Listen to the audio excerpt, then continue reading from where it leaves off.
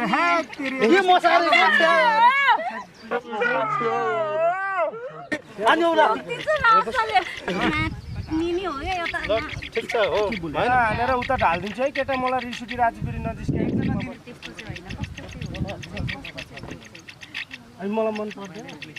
मलाई चाहिँ मलाई मन पर्यो होला नि त यो उहाँको मन पुरा गर्नुभएको हो तर मैले चाहिँ एउटा यो उहाँ एकदम जान्ने ए दाइ यार कुरो मिलाइदिएर जानु नि यार कस्तो त्यही भएर चाहिँ एकदम म चाहिँ उहाँको फ्यान हो भनेर भनेको चाहिँ माया चाहिँ बुझ्नुभयो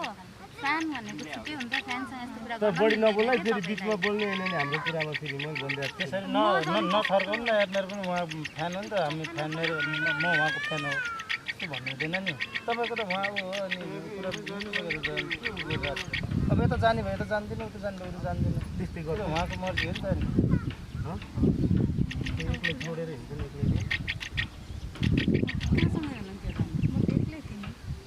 एक्लै होइन होला के फोन फोन त आइरहन्छ अनि मलाई चाहिँ फेरि होइन मलाई कलौटेसँग चाहिँ लागेको केटी चाहिँ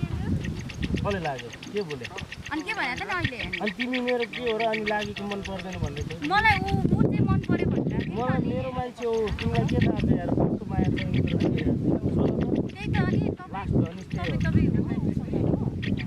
लास्टै माया लाग्छ अनि सिधै भन्नु न उसलाई छोड्दै म पनि हो भने हो होइन भने होइन कस्तो बोल्न म पनि खाली त मन पर्दैन भने जबरजस्ती गरेर हुन्छ भने भो जाउँ मसँग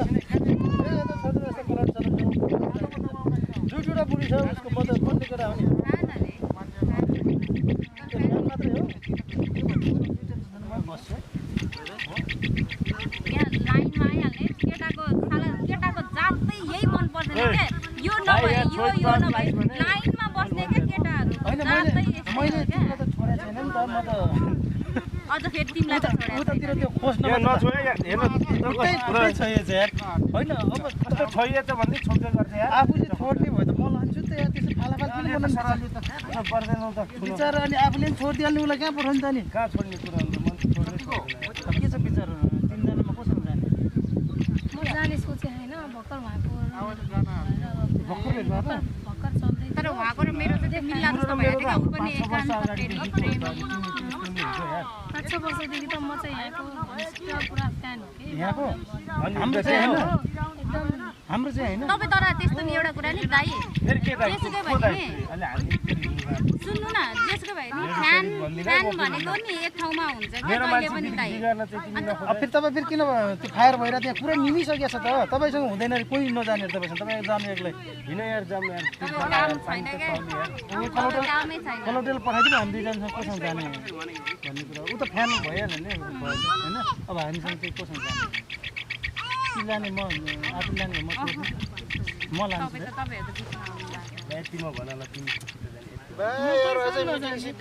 भोक लागिसक्यो यार भोजन त पछि खाने नि यहाँ कुरो मिलेपछि यार यार कस्तो दिमाग खराब गरे यार हेर्नु न यार म गएबाट बाटो सुरु गर्छु कति हाल लिएर हामी आउँछौँ अनि जान राम्रोसँग डिसिजनै यहाँ न खै पुरो बिग्रिरहेको छ यार यहाँ आउनु भनेर बुढो के भयो के भयो त कतातिर जाने म त एटलिस्ट मैले पनि उहाँलाई चिनेको छु तपाईँ चाहिँ को यहाँ बिचमा बस्ने मैले चाहिँ यो कस्तो हो यहाँ तिनजना बसिरहेको एकजना त फाल्तु भयो नि त झट्टै नआउने म चाहिँ ठ्याक्कै बिचमा छिरेको अब एकजना त फाल्तु भयो अब एकजनालाई त मैले लान मिल्छ होला नि त होइन तपाईँ चाहिँ कोहरू लाने थोप्रा लिएर आउनु न अलिक गति यो कलौटे भन्दा त राम्रै छु म भने दाइ हो ऊ उसको नि के अरे उहाँ फ्यान हो कलाकार हो अब यहाँ घाममा देखेकै छैन उसलाई मलाई त कम देखेछ नि तपाईँ चाहिँ के हो म त्यही भएर नि थोप्रा नसोप्रा प्रियङ्का चोपडा थोप्रा लिएर आउनु अलिक के भन्छ कचकुच पारेर सम्झौ न तपाईँको भन्दा राम्रो छैन मेरो भन्नु न त्यो अनुहार मात्र राम्रो भएर हुन्छ बेउरा त्यस्तै के यार मेरो अगाडि आएर ल्याङल्याङ नगरेर केटा फेरि उता तलतिर पुऱ्याइदिनु त्यस्तो कुरा नगरौँ पुऱ्याइदिइहाल्नु क्या खै हेलो यस्तो होइन हात चाहिँ नहालौँ न एकछिन म त कस्तो भने दुईजना लेडिज रहेछ एकजना उहाँ होइन बिचरा उहाँलाई कस्तो दुईजना लेडिज हो र भनेर के हो कसो हो भन्ने कुरा तपाईँलाई सबै कुरा भन्नुपर्छ भन्ने के छ अनि देख्दा त त्यस्तो छ नि त त्यो बिचमा के होला देख्दाको कुरै नगर्नु तपाईँ उता जानु क्या तपाईँ न काम छ न काम मैले त तपाईँलाई पनि लिएर जाने भयो उसलाई उता जानु म त एकजनाले लिन आएको एकजनाले लिएर जाने हो के छ विचार दिनै नदिने मैले अहिले कानको जरा हानेर उता ढालिदिन्छु है केटा मलाई रिस उठिरहेको आज फेरि नजिस्के एकजना दिने होइन म तिनैजनालाई फाल्छु तल झुम्टे ल आउनु सिङ्गल सिङ्गल खेल्ने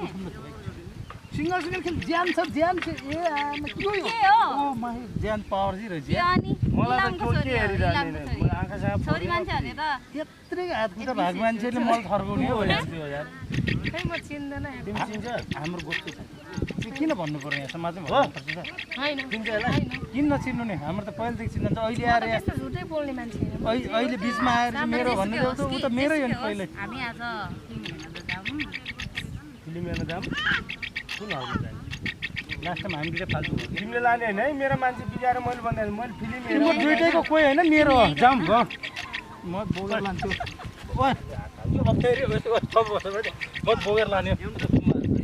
हातपात नहाल्नु न कस्तो मार देख्ने रहेछ यार कस्तो झाग्ने झाग्ने नपर्नु पुरै मिल्दैन त्यो कसलाई उठाउने चिल्लाइ बोतल देखिरहेको छ बोतलले हाल्नु नपरोस् कस्तो भनेको मलाई यार त्यस्तो नभनौँ न भन्नु अनि हो नि सम्झनु न आफ्नो मान्छेलाई मुख छोडेर बोल्छु प्याटा हानिहाल्नु न किन हुँदैन के रे ओए प्याटा हानिहाल्नु न यार किन हेर म पक्राउँछु तपाईँ हान्नु न त्यही नि दाँत मैले के बनाइदिएको सोचेको हो म पक्राउँछु हानिहाल्नु न के हेरिरहेको तपाईँले ओ हेलो हेलो ओ होइन हो होइन कहाँ बोतलले लिएर डेन्जर रहेछ यहाँबाट जाने कि नजाने म त एकजना पैसा घामले पोल्नु म त जान्छु हाम्रो गोप्य सकिया छैन क्या चाहिँ यार यो भनेको होइन हामी ऊ जा मैले लिएर गएँ म नजाने ओ हेलो म भएको त त्यस्तै हो यिनीहरूले बिचमा आएर ए ला निनी हो क्या यो त ल ठिक छ हो होइन मलाई चाहिँ नि यसको कामै छैन मासको यत्रो बोतल लिएर मलाई चाहिँ हान्नै खोजेको म त फर्दिन्छ नि तपाईँहरू पनि त अघि त्यहाँनिर क्यामेराम्यानसँग कुरा गरिरहे आएर के हो क्या तिम्रो यार हा तेरी के मसाले के हो यस्तो ओ ढेउले अर्को त काम छैन प्राङ्क भएन त उता जा है तिमी उता जा हल्ला गर्छ बोला के गर्नु हो मेरो मोबाइल पप्पा के गरे जो पनि मेरो भनेछ उ पनि मेरो यार एकजना यार अनि यहाँ बहिनीलाई पहिला कुरा त बुझौँ न के गरेर बस्यो भने के एक काम त बस्यो भने झगडा पार्ने सबैको यार हातमा नलगाम त अहिले फेरि हान्यौला त्यस्तो नसले